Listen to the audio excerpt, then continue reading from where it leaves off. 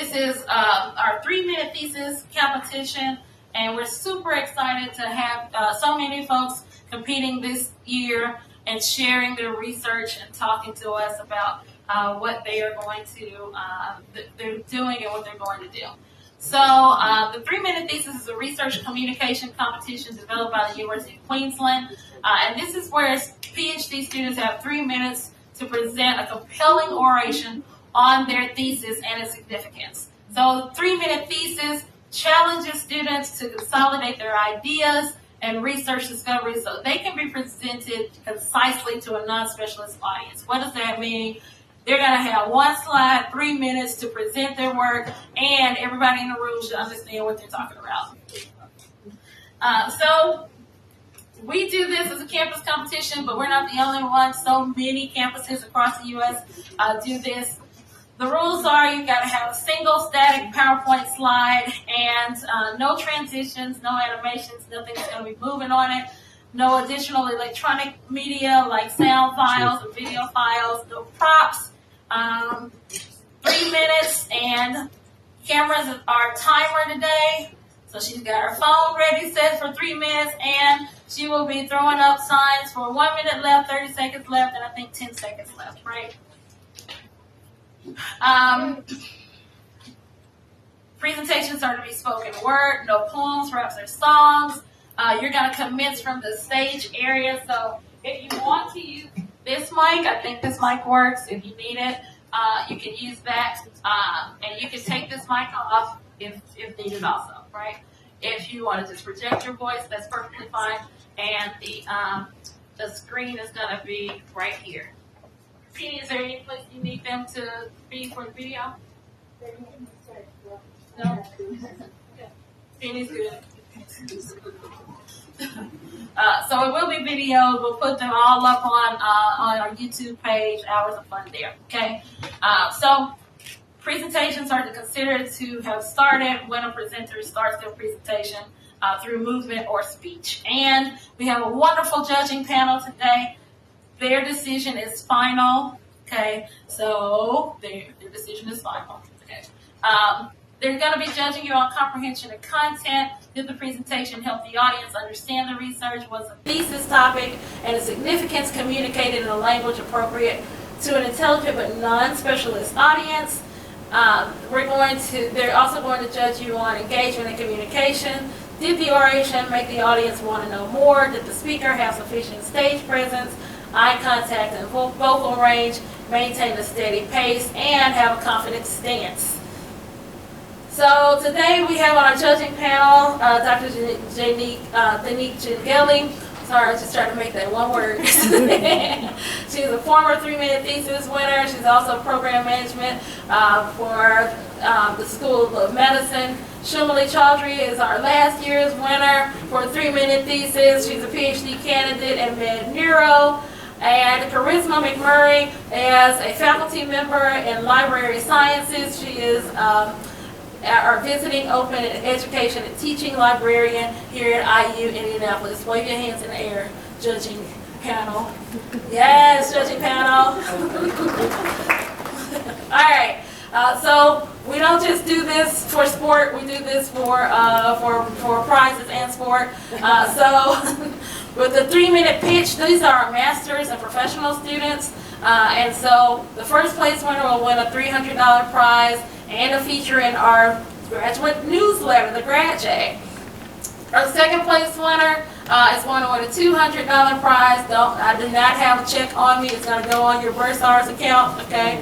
So if you got bills, it's going to go towards those bills. I'm just letting you know. So, and then with our 3-minute thesis winner, you'll win $500 and you'll represent us at the Midwestern Association of Grad Schools Conference. It's not going to be in St. Louis this year. It's actually going to be in Indianapolis. What? Yes! It's going to be right here in Indy, so you don't get to go anywhere. Sorry. But it's a good time. And it will also feature in the Grad Jag. Second place winner is going to win $300. And then what you have on the back also is the People's Choice Award, right? And so we'll do a People's Choice Award for the our 3-minute pitch and our 3-minute thesis, and those folks will also get $200.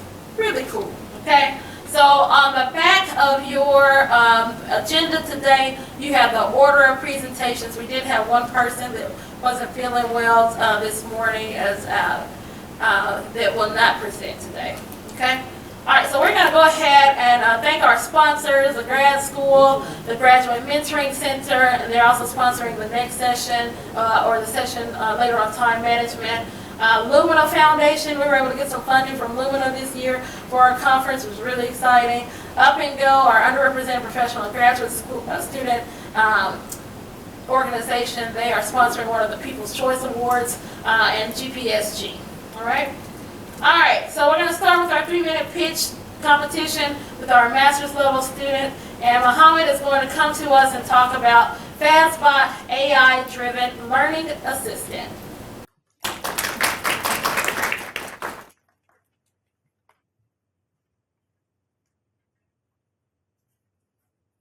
Thank you.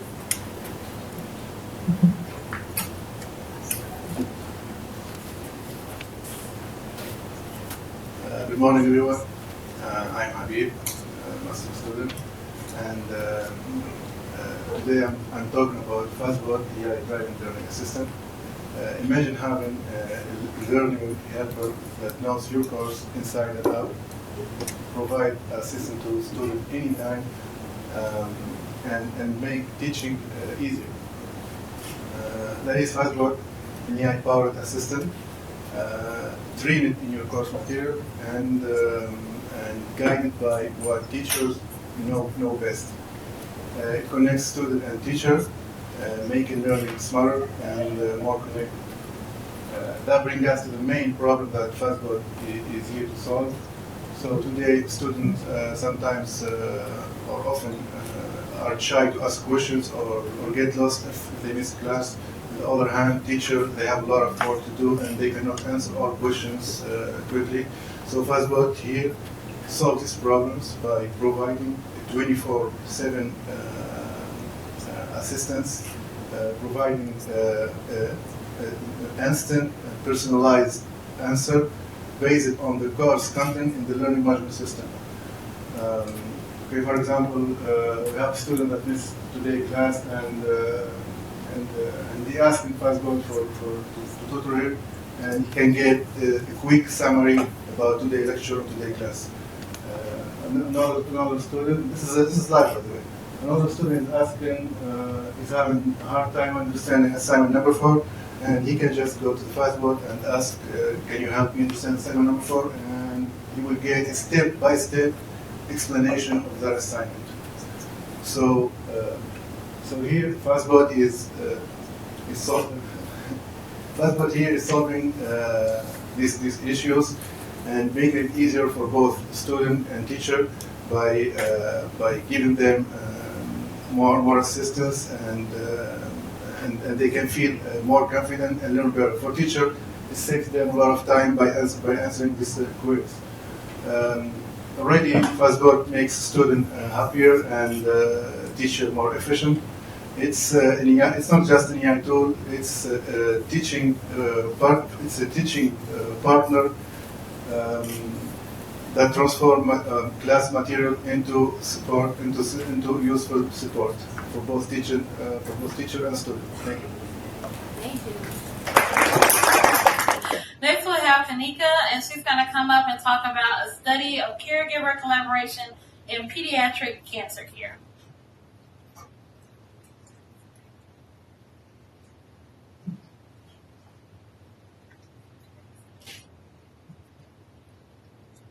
Thank you. Hi everyone, good morning. I'm Kanika Pansal. So imagine that you get the news that your child has been diagnosed with cancer. That's easily going to be one of the most difficult things that you ever have to face in life. And here's the thing. Over 15,000 children under the age of 19 years are diagnosed with cancer in the United States every year alone. And over 50% of their caregivers are diagnosed with negative mental health issues. Now, why is that? The role of these caregivers is not just to support the child, but also to coordinate with each other, understand the new complex disease, manage their home chores, take care of the financials, and the list is never ending. On top of all this, they also have to provide emotional support to each other, which usually comes last on their list, contributing to one of the factors why they have deteriorated mental health. Now, let me explain this with an example. Imagine Sarah. She has to attend her daughter's oncology appointment alone because her husband had to work. Later that day, she went back home. She tried to explain him all the complex information that the doctor gave. She finds it hard to remember and make sense of it. She completely breaks down while explaining it to him.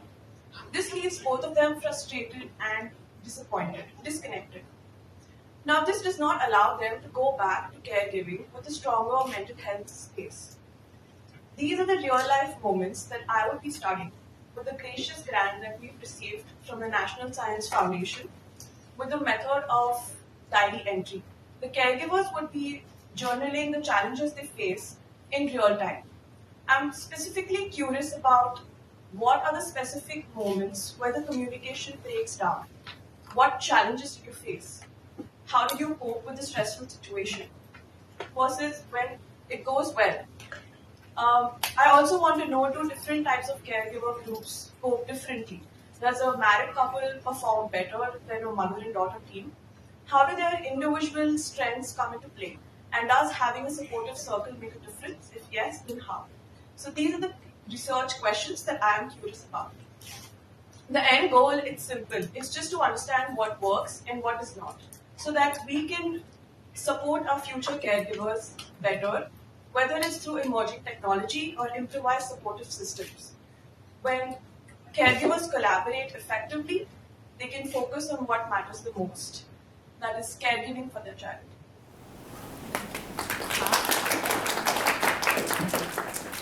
Thank you so much. Great job.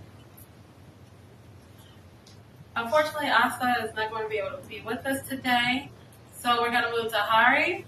And Hari's going to talk about Smart Medicine Reminder Kit, bridging the gap in medication adherence.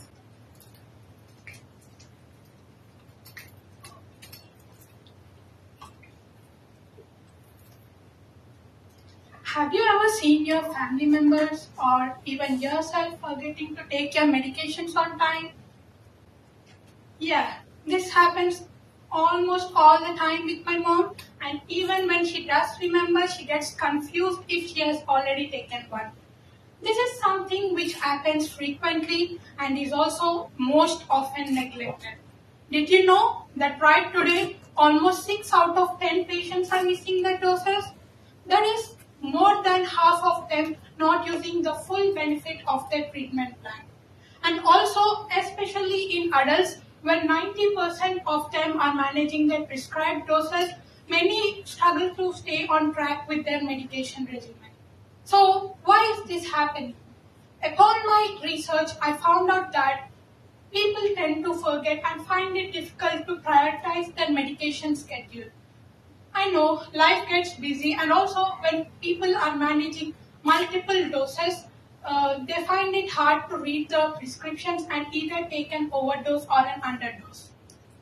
But one dose leads to another and it becomes a repetitive pattern, and the stakes are really high for such kind of medication non-adherence.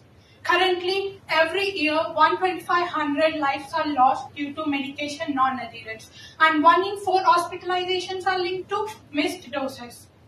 So it's clear now. So medication adherence is not only just a personal responsibility, it has become a healthcare necessity, and that is where our project Smart Medicine Reminder Kit comes in. It comes with a smart pill box with integrated noise and LED sensors with a refill capacity of 30 days. So to begin, users need to register and sign up, and then load their medications in their particular compartments, and then log in their medication and timing details accordingly in a mobile app. So once set, and when it is time to take the medicine, the particular compartment lights up and sends noise and in-app reminders. And also when the supplies are running low, it gives reminders to refill the prescription, so there will be no last minute hurry. So finally, smart medicine reminder kit goes beyond smart reminders and medication adherence. It is about empowering people, especially the most vulnerable among us, to lead safe and healthy and more independent lives with the confidence that they will never miss a dose. Thank you.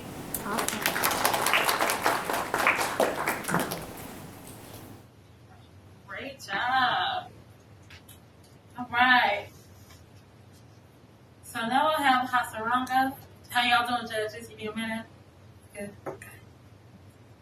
And it's going to talk about the Uberization of doctor visits, intelligent patient profiling, and doctor scheduling.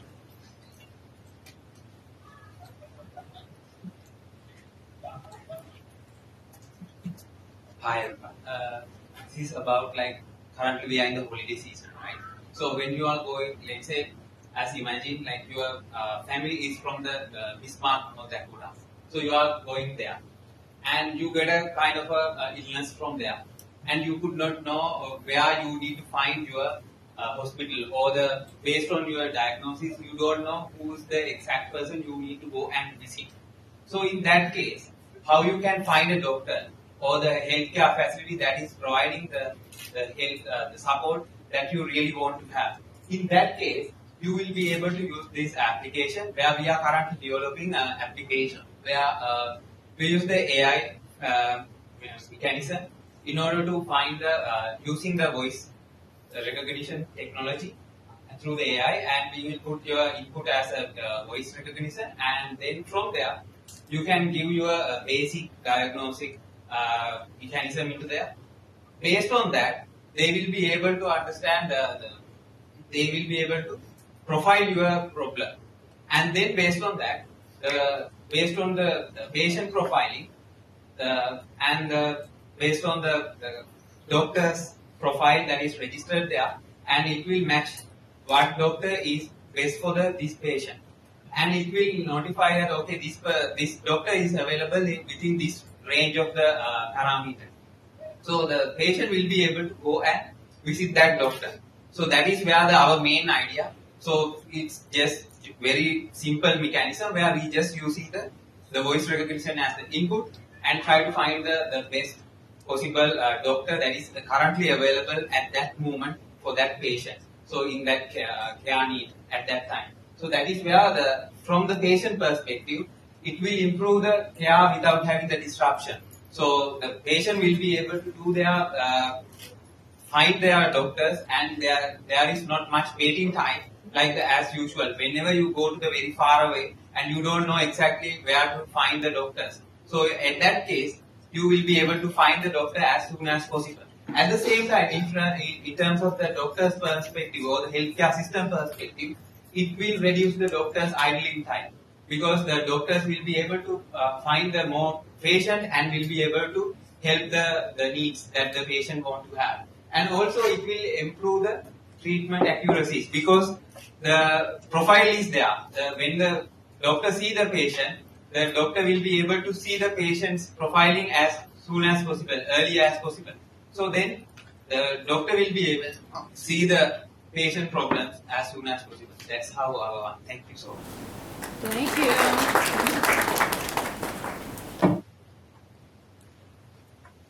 Wow, so much cool research going on. Very cool. All right, is Durga here? So Durga's going to speak, and she's going to speak on fast flood detection, satellites meet social media. Hello everyone, I'm Durga. So I'm a master's student in applied data science. So imagine this: you are living in a riverside city where the floods are coming into your city, families are being stranded, and roads are turning into the rivers.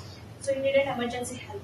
But emergency responders are taking so much time to get your exact location where the help is needed, because there are several levels in the emergency responders. So imagine this: you're on your on your Twitter, and posting something like hashtag flood on 43rd Street, urgent help needed, families are trapped inside. So that's just single tweet that could help the responders and get your location quickly. So that's where my dashboard comes in. Every year, 250 million people are affecting over the floods, but the help is not that much great in getting the need. So my dashboard comes in. It analyzes the satellite data for a big picture view and the geotag the location, and both analyzes the data. So my dashboard will give the live update where they needed the exact help. So why my dashboard is different from the traditional methods is the traditional methods, the satellite imagery, it takes hours to update the data. But my dashboard, it gives from hours and minutes exact location, geolocation, where they needed the help. So the responders will get the quick update where the resilient communities, and they can find where they need to go immediate location.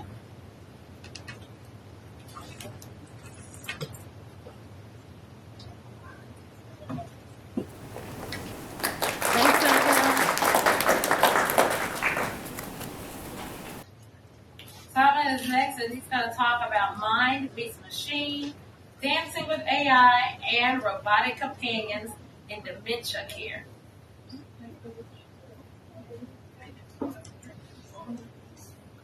Yeah.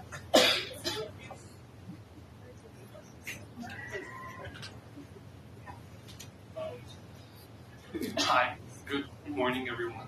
I'm Salman Sazad, and I'm currently a graduate student at Luddy School of Informatics. Now, our solution focuses on caregiver providing support to dementia patients. Worldwide, there's 55 million dementia patients with 10 million new patients diagnosed each year. Now, imagine being in the caregiver's shoes. You're trying to provide support, safety, and the best care you can to the patient, but you're overwhelmed because you are not aware and you don't sometimes know how to support your patients. There is miscommunications with dementia patients, and you would sometimes, your own life can get into your way, and you want to provide the right type of care at the right time. It's very crucial for people suffering from dementia. So our team at the Luddy School of Informatics is trying to propose a solution using AI and robots to help our caregivers to develop a solution and give better care. So as you can see that we are trying to develop a tablet-based social robots to have a natural conversation and engagement with our patient. What this robot will be doing is it will be recording, and it will be recording not just the conversation but also facial expression of our patients, and will be acting as a constant companion for our patient. We'll be recording all those conversations and engagement and play and activities, and we'll be transferring those into our AI system that will use machine learning platform to identify patterns and early changes of decline for our patient, and what time where a particular incident, for example, let's say fall, which is very common for patients with dementia and suffering from dementia. We'll be analyzing them using our AI system that we have using machine learning methods, and then we'll be trying to gather insights from all these personal conversations that we have for each patient. And we'll be giving these insights to our caregiver, and of course to the loved one if they're also available. And we're going to be using these insights to give the best care we can to our dementia patients, and ensuring that each patient is taken care of at a personalized manner. Thank you very much. Great job. Thanks so much. Don't you want a robot now? You don't want to roll one? I don't want to roll one. All right, next we'll have Vishali, and Vishali's going to talk about evaluating trends in basic life domains and their correlation with DDCGAS scores in children with autism. Good morning, everyone. Imagine being a parent of a child who is diagnosed with autism. Their daily life routines like sleeping, dressing, eating is a struggle, and this affects the whole family. Now, my research helps these kind of children to improve their daily life aspects using data. Hi, my name is Vaishali Patrishinde, and I'm a research associate in Hands-on Autism, where we provide targeted behavioral interventions to patients with autism and their behavioral therapies. So my project targeted on providing monitoring the self-care aspect, like the sleeping, dressing, and eating in children. We targeted 95 patients aged between 11 to 19 and monitored their progress during the admission phase. And we found out a significant progress in their aspects. So we compared these measures with the DDC gas phase, which was monitored during pre-admission and post-discharge. So my findings concluded that these progress was important to be monitored during the admission phase so that we could provide therapies which could be adjusted in real time. And then it is important also to monitor these self-care therapies so that the overall functioning of the children is improved. It also suggests that these self-care aspect is so important in their overall functioning. Thus, my project impacts a lot of children and giving these kind of children and their families a hope for a better future. Thank you.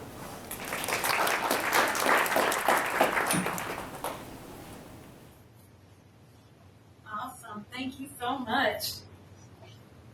All right. And rounding out our 3MP competition, we'll have Sai, and Sai's going to talk about rethinking oral access to generative AI.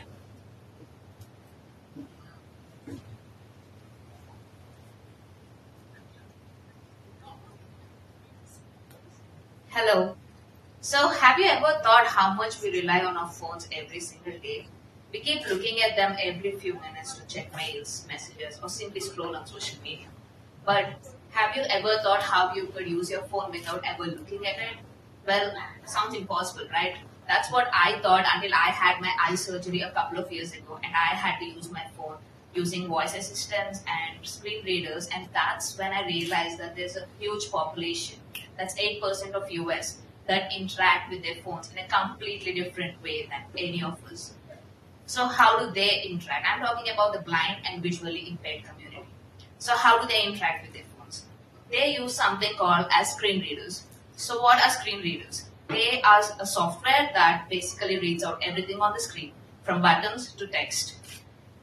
So these screen readers are really powerful, but they're not capable enough to read out complex applications like ChatGPT and other generative AI. ChatGPT and generative AI are something that we've been using currently quite often, but these are not designed keeping the BVI users in mind. This is where we found an opportunity. So over the years, the teams at the Accessible Computing Lab have developed this incredible device called TapStrap. So how does this TapStrap work?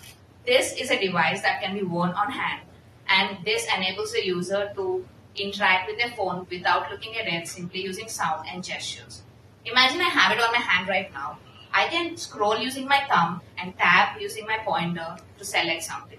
These are just a few gestures, but there are many more gestures like this for other complex interactions.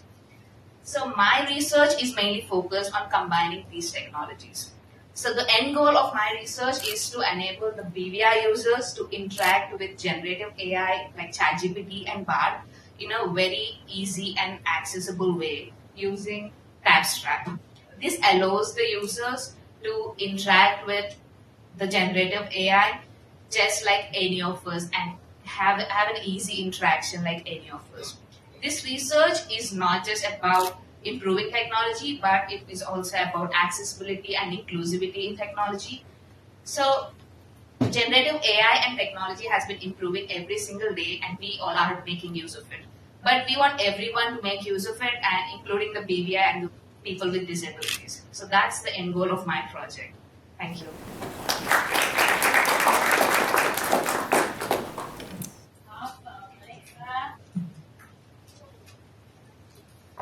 So now on my Christmas gift, I have a robot and tap strap. So I'm both for Christmas. Thank you. All right, so we come to the time where you get to choose and you get to make your selection of our 3MP folks. Take your smartphone or electronic device. You can scan our QR code. It's also at the bottom of your agenda. And choose your favorite. Who is your favorite out of our 3-minute pitch competitors? And didn't they all do a wonderful job? Great job, everybody. All right. While we're taking a pause for a cause, we're going to talk a little bit about CERTL Network, which is something Raphael mentioned earlier as he talked about his PFFP experience.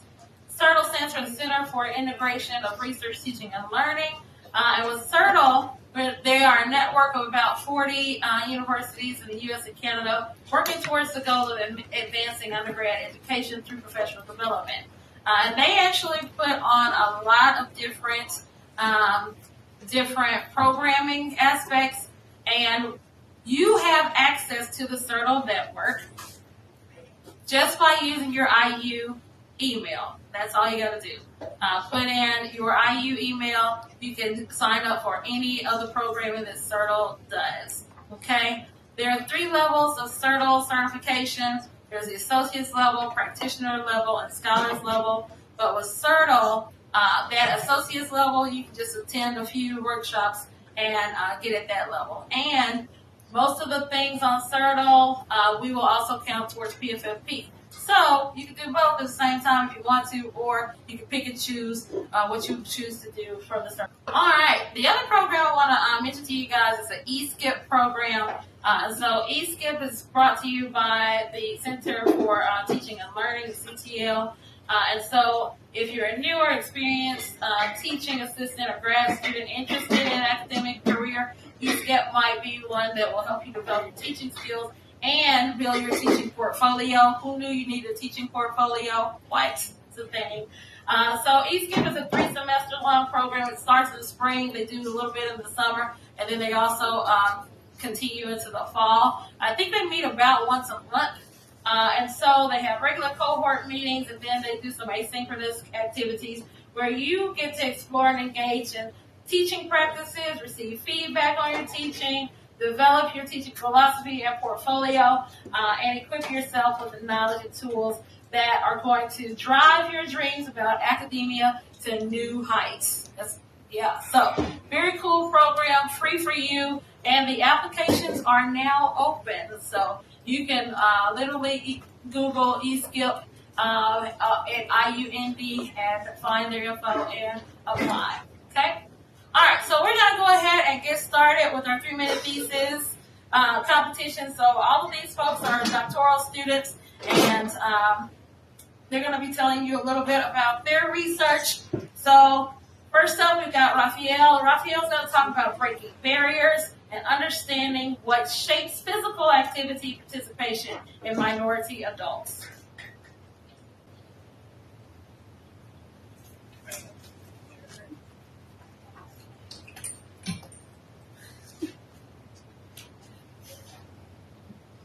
What if I told you that there was a silver bullet that can make you feel better, prevent disease, and add years to your life? Well, what if I tell you that silver bullet exists, and it's called physical activity? Physical activity, simply put, moving your body around, comes in many forms that I've shown here, and is simply one of the best things you can do for your health. Full stop. We have decades of data that suggests that moving more can help prevent many of the leading causes of death in this country, including heart disease, diabetes, and cancer. And yet, only 1 in 4 Americans are actually moving enough to actually realize those benefits. Not moving enough is a serious problem in this country, and that's especially true for minority populations. Black, Latino, Native, and other minority communities face significant disparities to being physically active, and that's one big issue that my research is trying to address.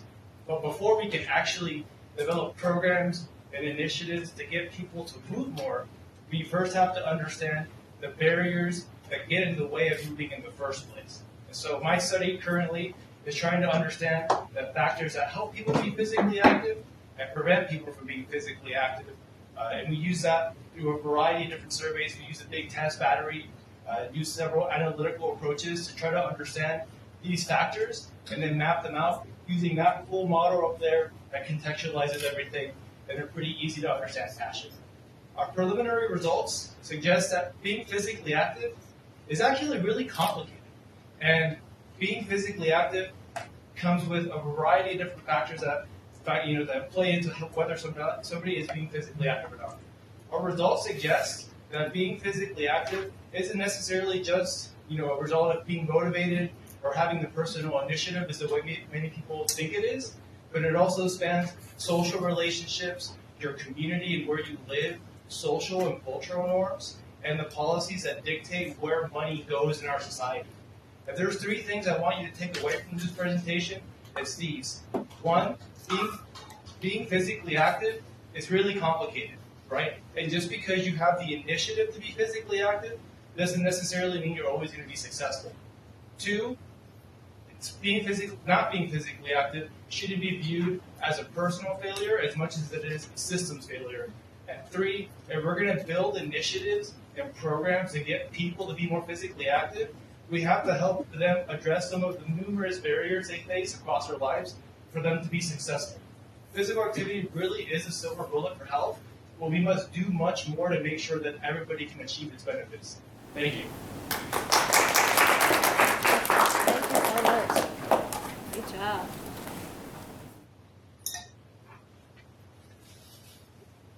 All right. Next we'll have Sydney, and Sydney's going to talk about LLM agents for hypothesis generation.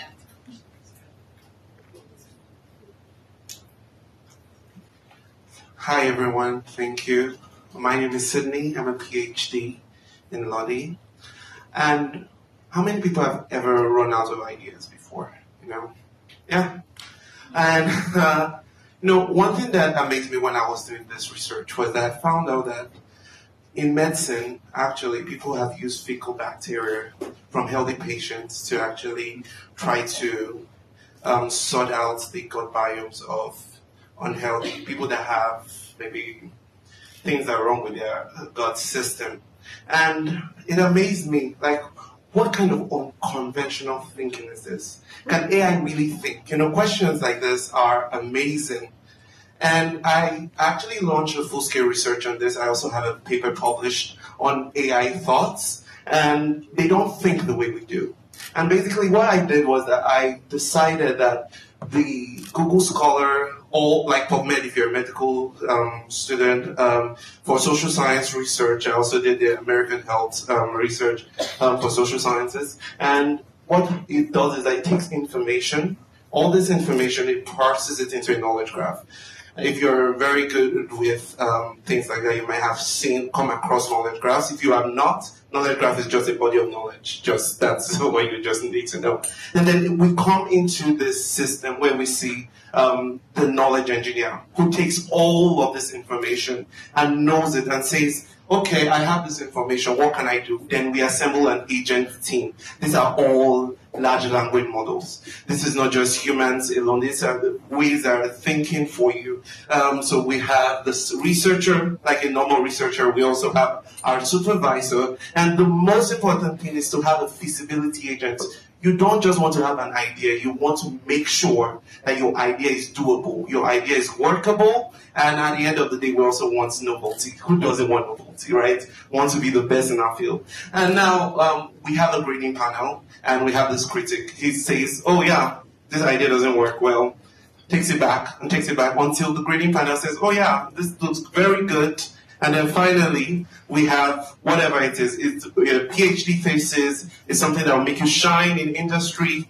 Anything you can just think of, we have it here. So I would say that this is boundless opportunities, and I would really love people that will partner with me on this. And I think I want to also partner with Sai, who also did something with the blind, which was really interesting. So we can export the systems into cases like this, no one's cases. Thank you very much.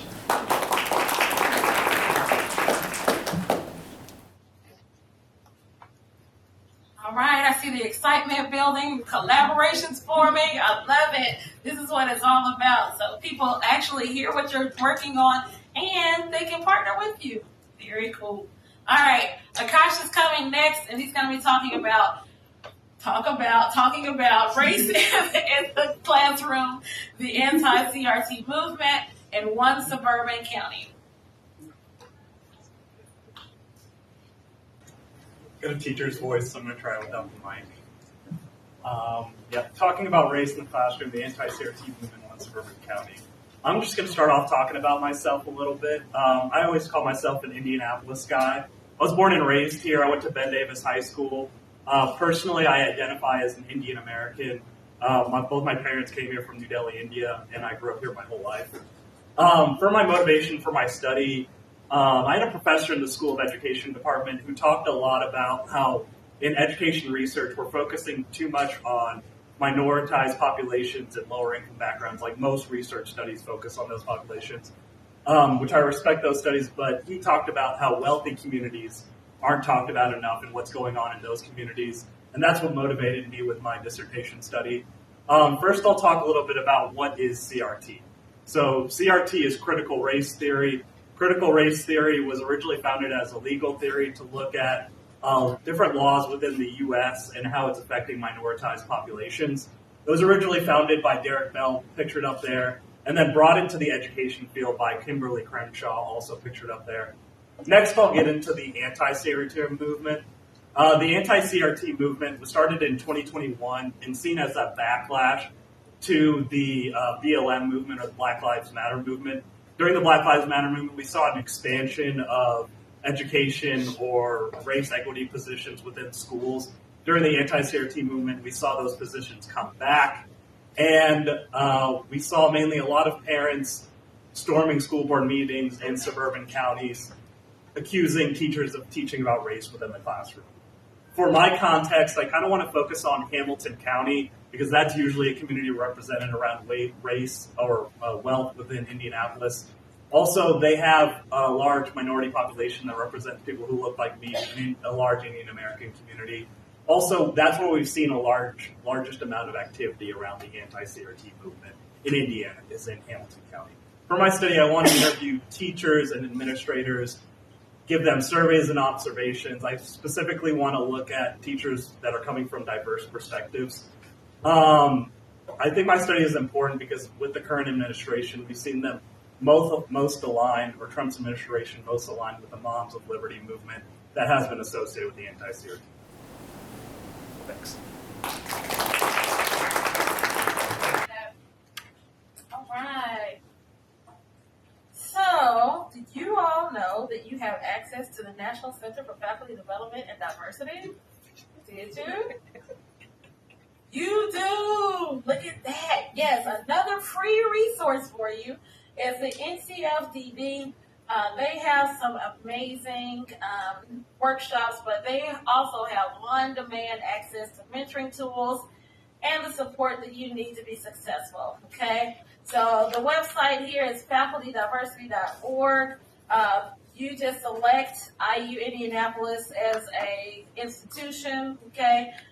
Signing up is free. Just put your email address in there. And I put a few examples from last year up there so that you can kind of see some of the programming that they do, supporting academic parents, AI in academia, AI in academia discussing opportunities and challenges, peer reviewing as reflexive mentorship. So different topics and some topics that may be of interest to you. Definitely check out this very free resource that you have access to. Y'all didn't know y'all gonna learn about all these free things, right? Okay. Everybody knows that you have access to LinkedIn Learning. Yes. So you also have access to LinkedIn Learning. I had LinkedIn Learning tell me about time management, but we'll talk a little bit more about time management in a few minutes.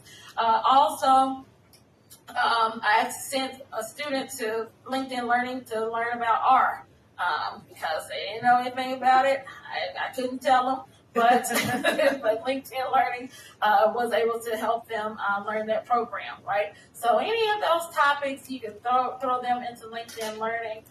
You have access to it through your OneIU account, and all you have to do is utilize that. You can also link it to your personal LinkedIn profile if needed, okay? So use these professional development tools. Also, we'll give you PFFP credit for some of these LinkedIn learning tutorials. You just have to screenshot and make sure that we know that you actually did it. Okay. Sounds good, Dr. Hardy. Okay. So next up, we've got Valerie, and Valerie is going to talk to us about a personal mission, understanding Alzheimer's through the lens of genetic diversity.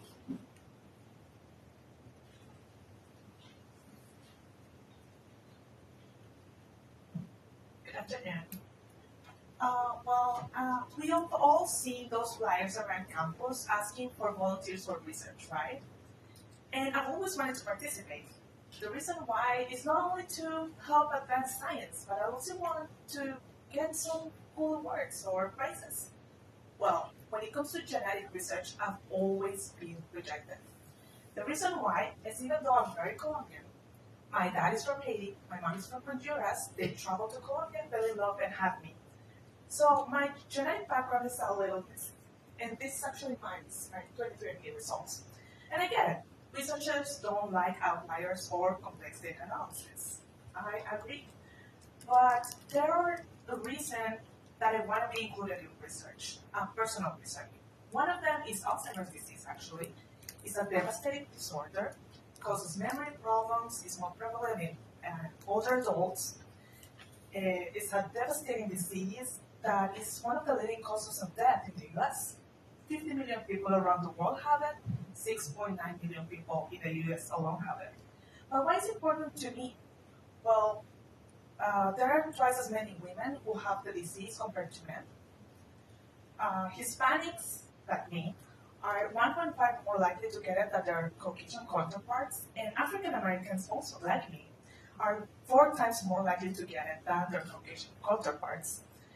And this is not only my FOMO, but I want to be included because in the research area, only 1 to 8% of the participants are Hispanic or Latino.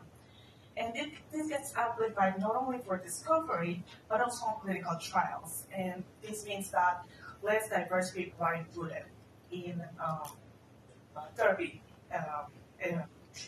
evaluation. So how am I trying to fix this? Well, I work in the genetics. I'm going to take thousands of samples from people, and I'm going to include everybody. I'm going to analyze their genetic information, that is basically the recipe book that has instructions to make a human. And I'll analyze, similar to 23andMe, their genes in the context of their race, background, and ethnicity. And I'm going to create panels of the specific risk and protective factors according to ethnicity and race. And this will solve a little bit of the biased information that we have because most of the participants we know are from Caucasian background. And this will create a more equitable genomic research for everyone. Thank you very much. Great job. Thanks so much. Next we'll have Niponi, and she's going to talk about targeting fibrogenic protein to prevent liver cirrhosis.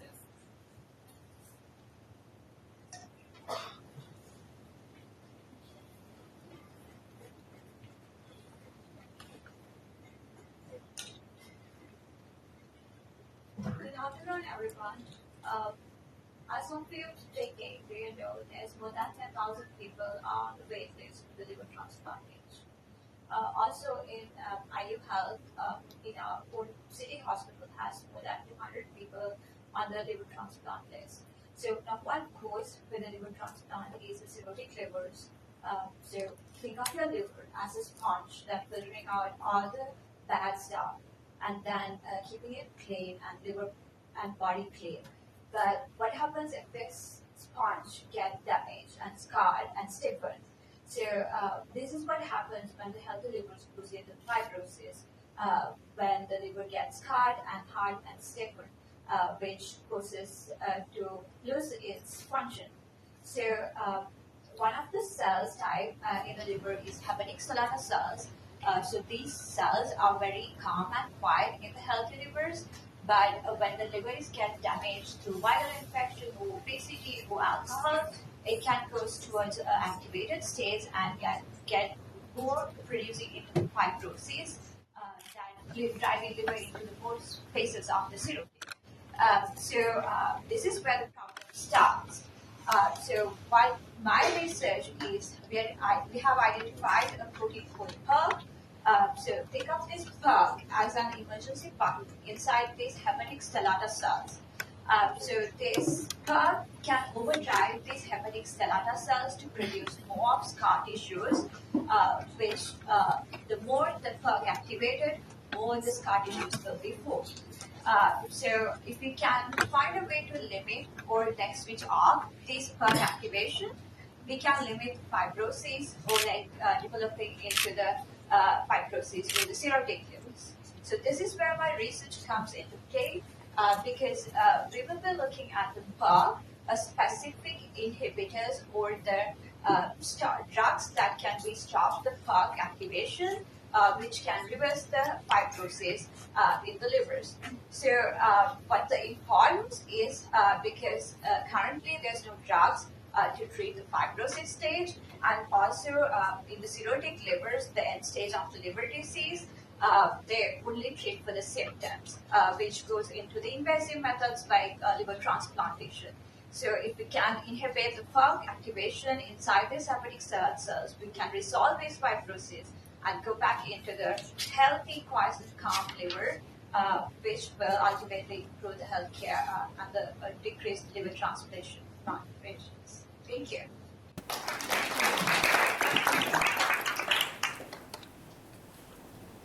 Thank you so much. Next we'll have Fatima, and she's going to talk about hydrocephalus, why fluid balance matters in the brain.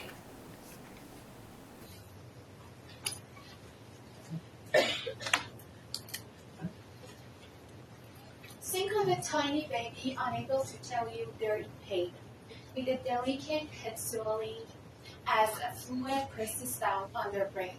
Or think of an aging grandparent, which fluid is building up in her brain that you lost. I'm sorry. Can I restart it? No, you have to keep going. Okay. Restart, but the top is still going. Just keep it fun. So this is hydrocephalus. It can sorry. Go ahead, start over. You can do it. You can do it. You got it. 2 sentences. Give me 2 sentences about your research. You know it. It's your research. 2 sentences, That's too. right. You got this. Okay. One person. So I'm trying new different treatments. Sorry.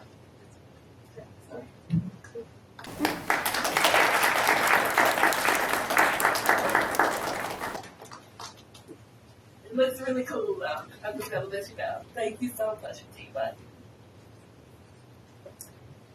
So, I want to share another virtual resource with you guys. This is Timely Care. And Timely Care, you can have the app, and we suggest you download the app before you need it. Okay? It's 24/7 virtual mental health support. It's free to all currently enrolled students. So you can schedule counseling, peer-to-peer chats, community, self-care journeys. So make sure that you are also using this very free resource. And again, this is open 24/7. So if you're rolling over 3 in the morning, you need somebody to talk to, you can definitely use timely care with that, okay?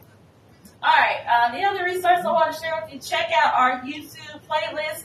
The grad school has one. Also, the Graduate Mentoring Center has some stuff on our playlist. And then PFFP. So check out the playlist on YouTube. It's not IUPUI Graduate Office anymore. It's IU Indianapolis Graduate School. All right, so next we'll have Kaylin, and Kaylin's going to come up and talk about virus vibes, unpacking the HPV puzzle.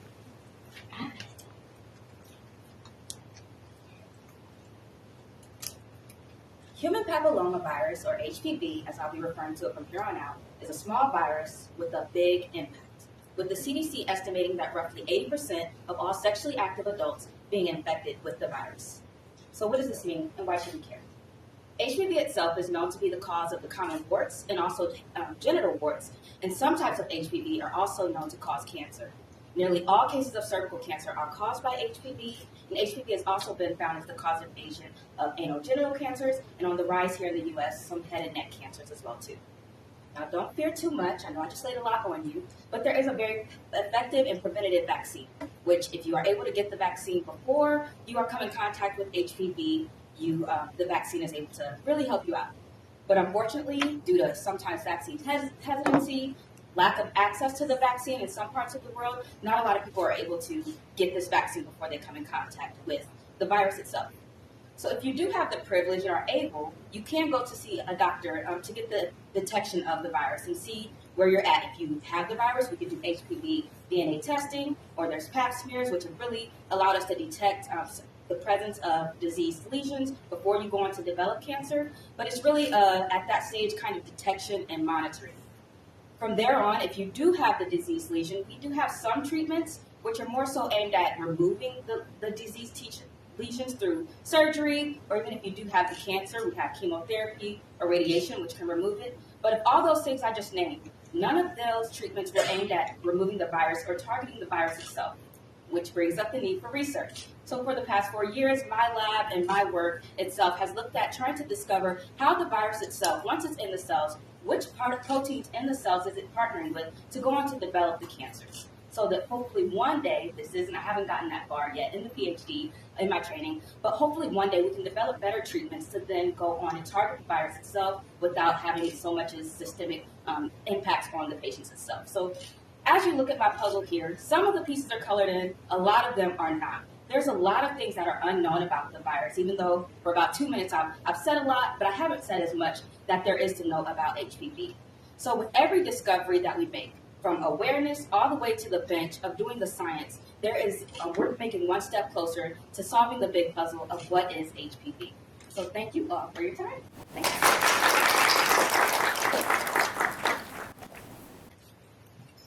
All right, thanks so much, Kayla. Next, we'll have Sarah, and Sarah's going to talk about fighting tumors in NF1, hope for a rare disease.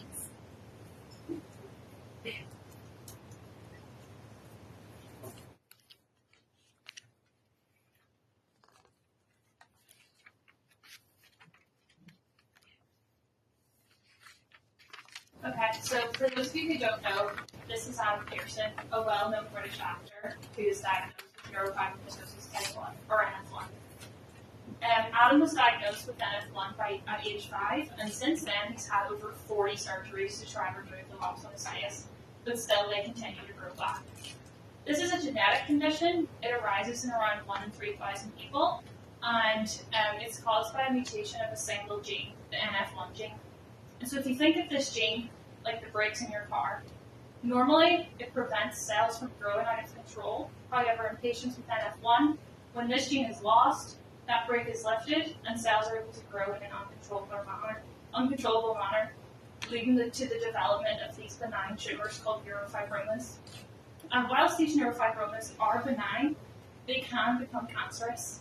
And there's around a 10% chance of patients with NF1 developing these cancerous tumours.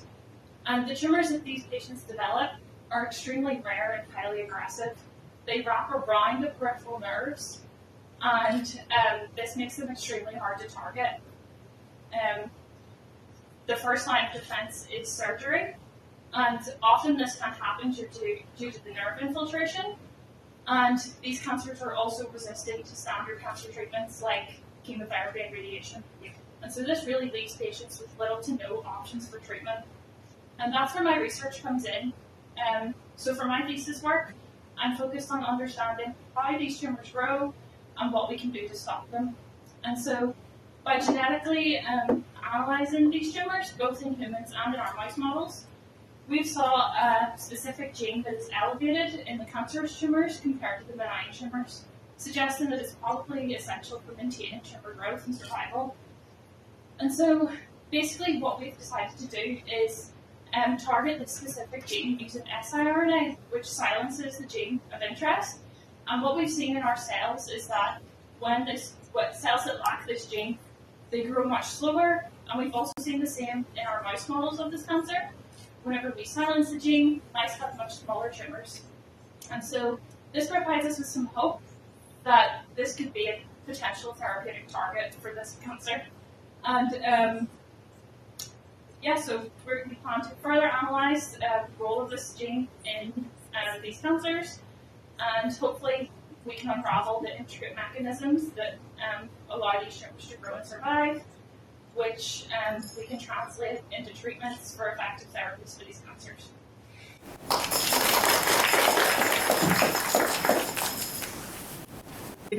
All right, Rajanya is next, and she's going to talk about, in their own words, sex workers' perceptions of healthcare needs and barriers.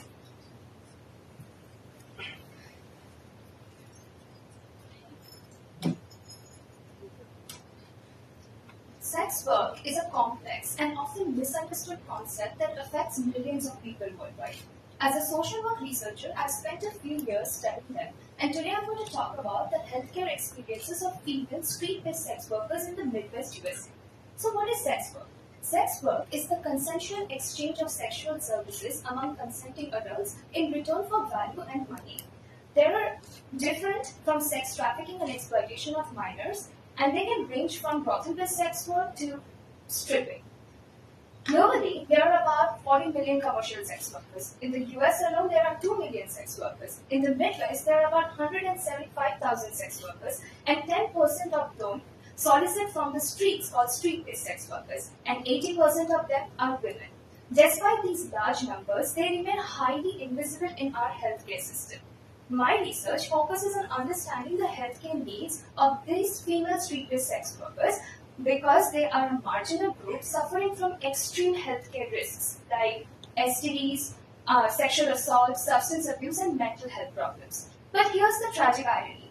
Those who need healthcare the most are often the ones with the least access to it. Reasons are complex, but there are 3 main barriers: stigma and discrimination, legal constraints and fear of criminalization, and lack of documentation, insurance, ID, and many others. A woman I once interviewed shared, "It's hard to ask for help when you are a no one and you have no identity." Sex workers rely on personal coping strategies and ignore the large professional healthcare system. Because when they do interact with the healthcare system, they meet with judgmental attitudes from healthcare providers. As another shared, they look at you differently because of what you did. But all is not lost in vain. Like the Agape Alliance in Indianapolis that offers free STD testing, meals, showers, and peer support to more than 100 sex workers annually. But they are barely scratching the surface, reaching only 2% of the entire sex work population in the Midwest. So, we need to do more. Imagine a healthcare system that is truly inclusive of this marginalized population and recognizes the value and dignity of any individual regardless of their background. A healthcare system that is innovative, has tie-ups with other public health departments, expanded harm reduction services that can be a true game changer. Hence, my research goals are combating stigma, advocating for legal policies that make healthcare accessible to all, including the marginalized of our society. Because sex workers' health is public health. Their well-being is our well-being. Thank you. All right. So did you all know that we have a writing group on campus? Yes, we do, and it's just for you, okay? So I know I got some people in this room that can utilize this writing group.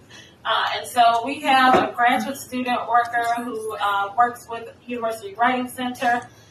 And with the GradJab Writers Workshop, they will allow you guys to set aside specific time to work on various writing projects like your papers, thesis, homework assignments, dissertations, grants, publications.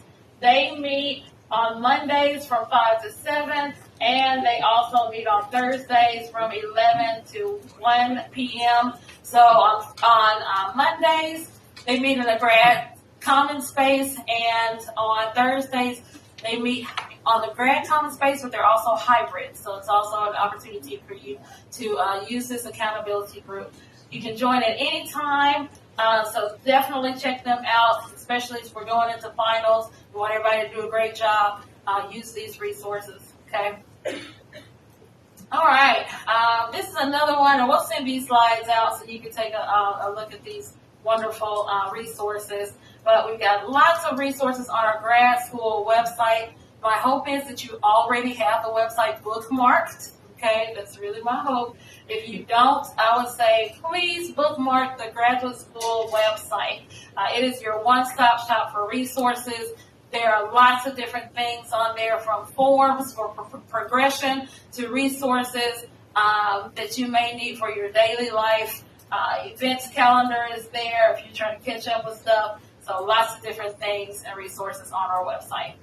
All right, next we've got Fu, and Fu is going to talk to us about disease and the powerhouse of the cell, more than just a power outage.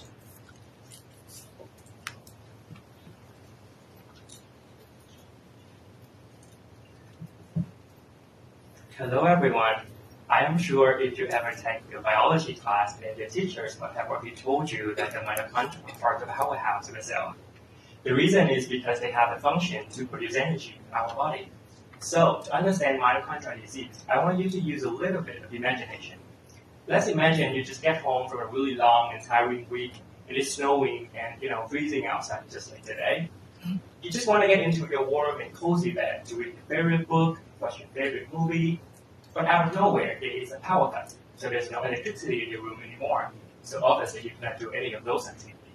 And also, your room is getting colder and colder. And if the power is out for too long, it can become fatal too. That is actually very similar to what happens to our body when the mitochondria stop working.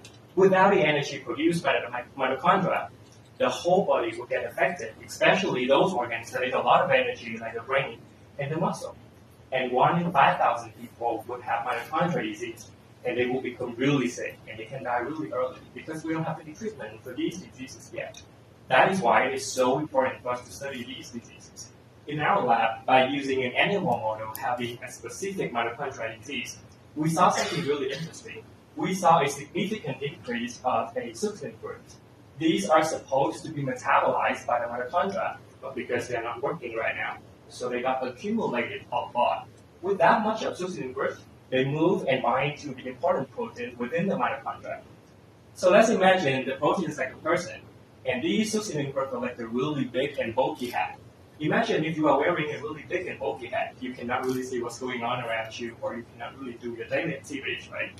The same thing goes for these proteins. They cannot function anymore, and we believe that is what contributing to the symptoms in these patients. Why is it so important to study this? Because this is a reversible process. We can remove those hats out so that we would be able to have the normal protein back. By that way, we would have the functional mitochondria back. And eventually, we hope to be able to alleviate the disease in these patients, or even better, come up with a potential cure for mitochondrial disease. Thank you so much for your attention.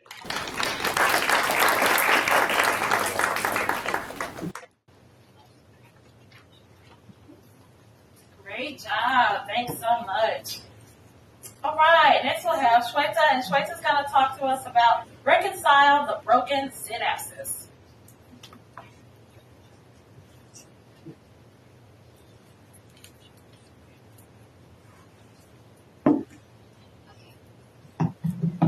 Can you hear me?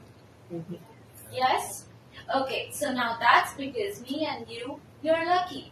We have healthy auditory synapses that help bridge the relationship between inner ear hair cells and neurons, helping our brain to perceive every sound that everywhere it is, like an external stimuli.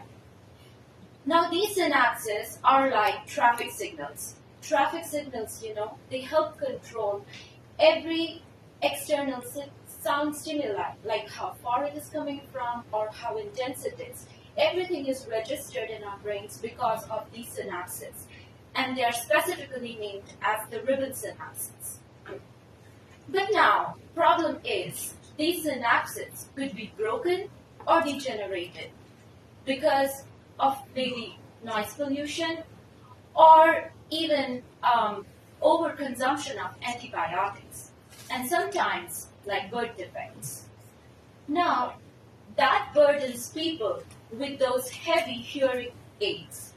The heaviness of these hearing aids just mentally brings down people. For that, I wanted to help in that realm.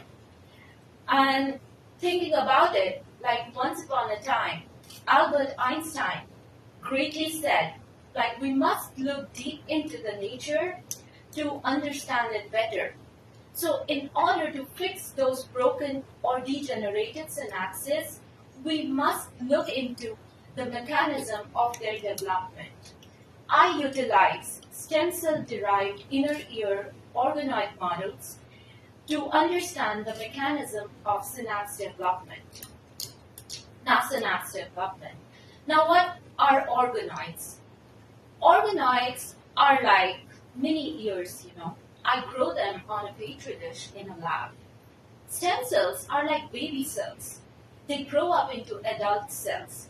I utilize those baby cells, develop them into adult inner ear hair cells and neurons, and study the development process of those synapses. And that gives me a place to understand the mechanism behind it. Following Ralph Emerson's famous saying, science does not know the depth it encompasses to imagination. So therefore, I want to imagine and hope that I could utilize the understanding of the mechanism of development of those synapses to help reconcile those broken synapses. With that, thank you for paying attention to me today, and really have a good day. Right, last but not least, Grace is going to come and talk to us about who performs a natural killer-less job of killing malaria-infected cells.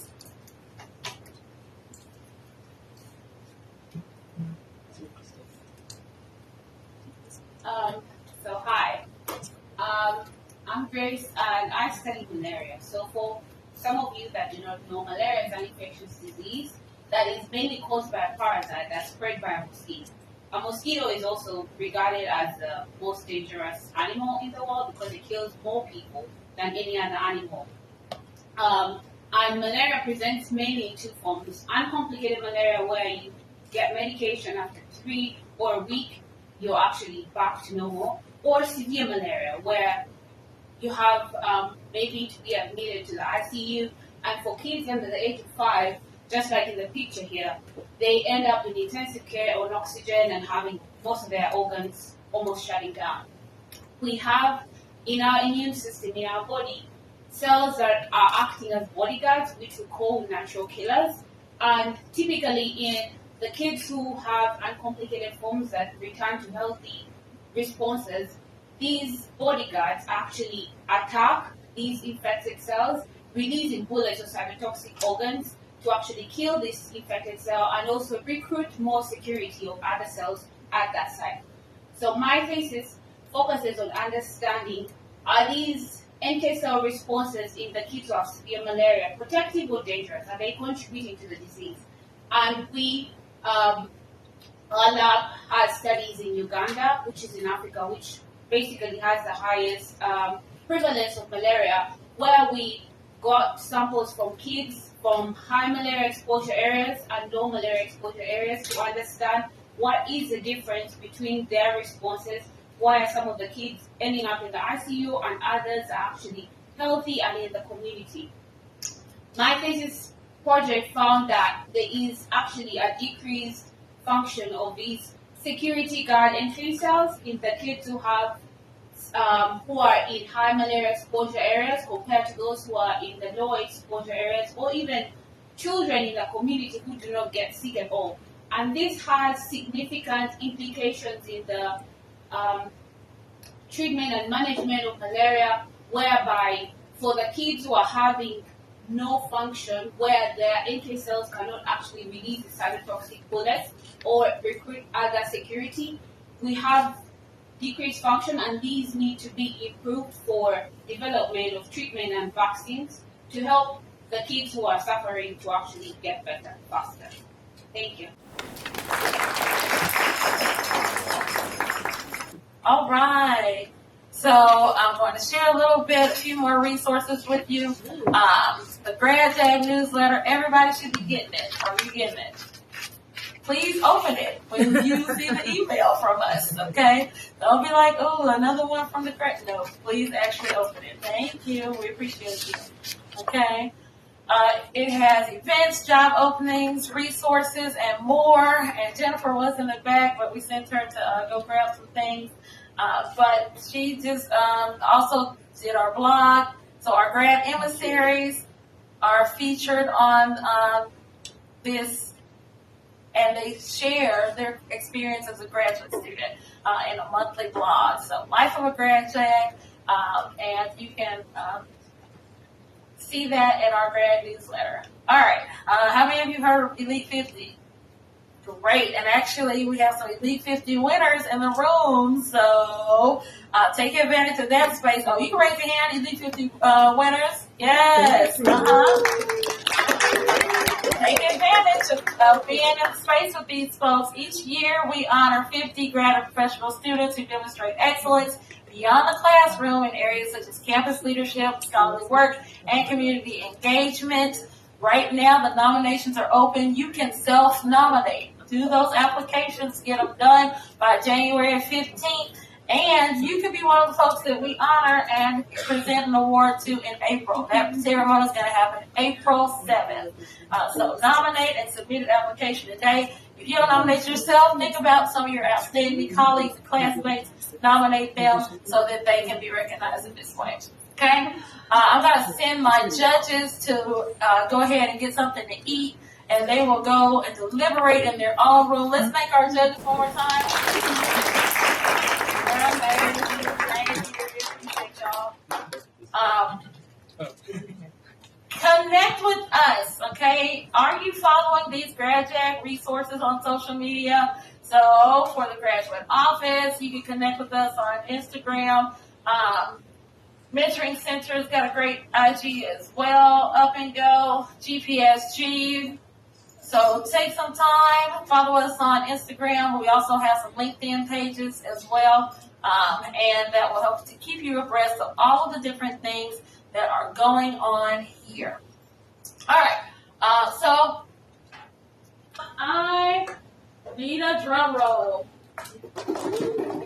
Yeah, so we're going to start with our 3-minute pitch winners. We're going to start with our People's Choice Awards. For the 3-minute pitch, People's Choice, drum roll. Great drum roll. The winner is Sai. Sai, go get this. Okay.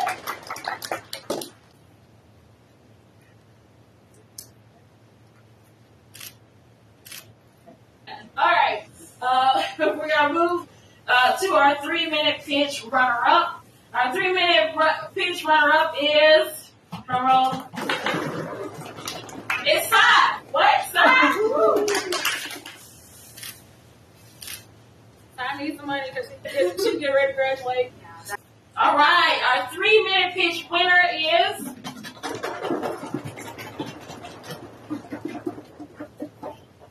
Salma.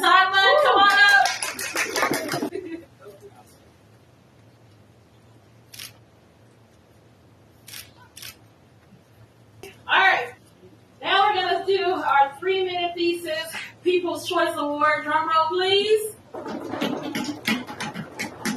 All right, and our winner is Kaylin. Kaylin, come on up. Hi.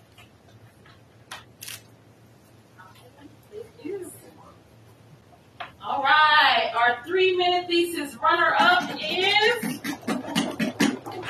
it is food. Yay!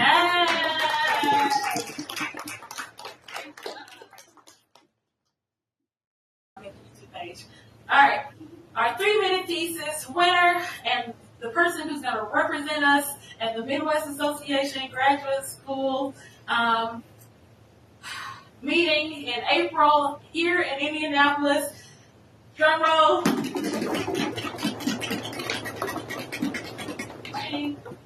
It's Kaylin.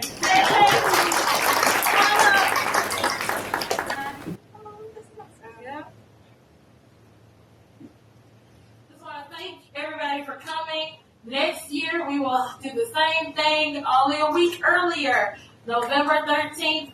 Save the date. Tell your friends. Please take some of this food that's over there to go. Thank you. And you guys have a great day. Thank you. Thank you.